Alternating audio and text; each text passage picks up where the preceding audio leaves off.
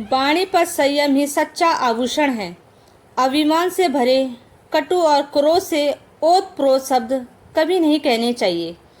हमारा अपनी वाणी पर पूर्ण नियंत्रण होना चाहिए। यही आत्म साधना का एक बहुत बड़ा अंग है।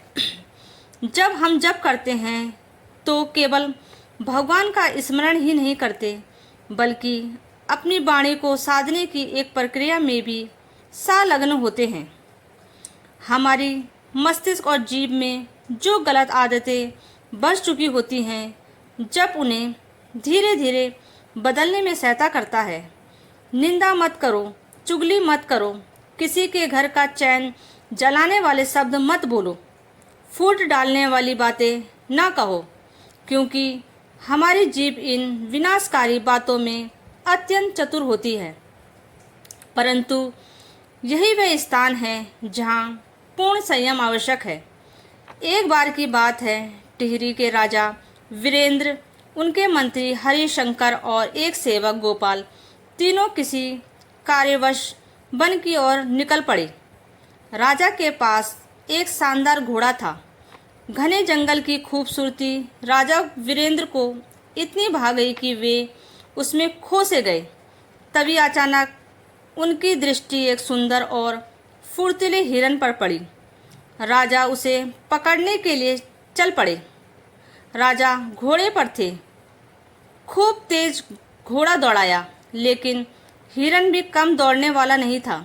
हिरन पकड़ा भी नहीं गया, लेकिन राजा को दूर लेकर चला गया। इधर मंत्री हरिशंकर और सेवक गोपाल राजा का इंतजार करते रहे। समय बीतने लगा, राजा नहीं लौटे। मंत्री ने सेवक से कहा, गोपाल, तुम राजा साहब को ढूंढकर लाओ। गोपाल आज्ञा पाकर तुरंत निकल पड़ा। कुछ दूर जाने के बाद एक कुटिया दिखाई दी। उसके बाहर एक दृष्टिहीन, गंभीर और शांत संत बैठे थे। सेवक गोपाल ने रूखे और अभिमानपूर्ण स्वर में कहा, अरे ओ अंधे, इधर से कोई घोड़े पर सवार आदमी गया है क्या? देखा क्या तूने? प्रश्न ही कितना अनुचित था। दृष्टिहीन संत क्या देख सकते थे? लेकिन फिर भी संत ने शांत स्वर में उत्तर दिया, माफ़ कीजिएगा पुत्र, मुझे इसका कोई ज्ञान नहीं है। सेवक को लौटने में देर हुई तो मंत्री हरिशंकर भी खोज में निकल पड़े। वे भी उसी कुटिया तक पहुँचे। उन्होंने संत को देखकर आदर से कहा, ओ साधु महाराज, क्या इधर से कोई व्यक्ति घोड़े पर सवार होकर गया है? संत ने हाथ जोड़कर उत्तर दिया, मंत्री महोदय, थोड़ी देर पहले आपका सेवक आया था। उसके बाद कुछ और जानकारी मुझे नहीं है। इसी बीच राजा वीरेंद्र भी हिरन के पीछे दौड़ते दौड़ते लौटे और उसी कुटिया के सामने आ पहुँचे।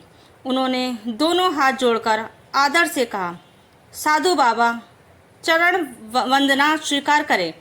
कृपया बताइए, क्या कोई दो व्यक्ति मुझे ढूंढते हुए इधर से निकले हैं? संत मुस्कुराए और बोले, हाँ राजन, सबसे पहले आपका सेवक आया था, फिर आपके मंत्री और आप स्वयं पधारे हैं। आगे चलकर तीनों राजा, मंत्री और सेवक एक स्थान पर फिर से मिले। जब उन्होंने संत की बातों का मिलान किया तो वे चकित रह गए।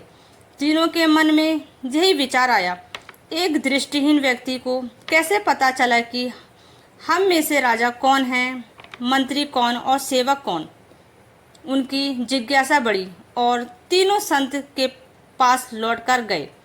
राजा ने आदर से पूछा, महात्मा जी, आप तो दृष्टिहीन हैं, फिर आपको कैसे पता चला कि कौन राजा है, कौन मंत्री है और कौन सेवक?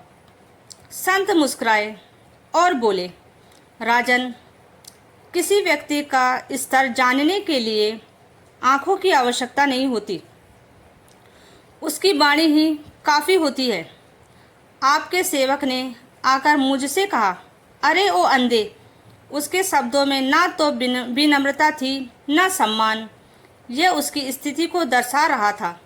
आपके मंत्री ने थोड़ी विनम्रता दिखाई और ओ साधु कहा, लेकिन आप जब पधारे तो आपने पहले प्रणाम किया। फिर साधु बाबा, आपकी वाणी में शिष्टता, आदर और संयम था। बस इसी से सब स्पष्ट हो गया।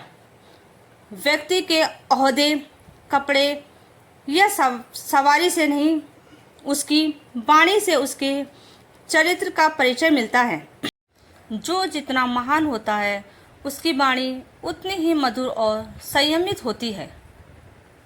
तो दोस्तों, कैसी लगी आपको हमारी ये कहानी? कमेंट करके ज़रूर बताइए। अगर कहानी अच्छी लगी हो तो लाइक करें, शेयर करें और ऐसी ही कहानियों के लिए हमारे चैनल को सब्सक्राइब करना ना भूलें। तो जुड़े रहिए कहानी जंक्शन मुक्की भाई एक्सप्रेस के साथ और दिल से सुनिए हर कहानी हर बार। तब तक के लिए राधे राधे, स्वस्थ रहें, मस्त रहें।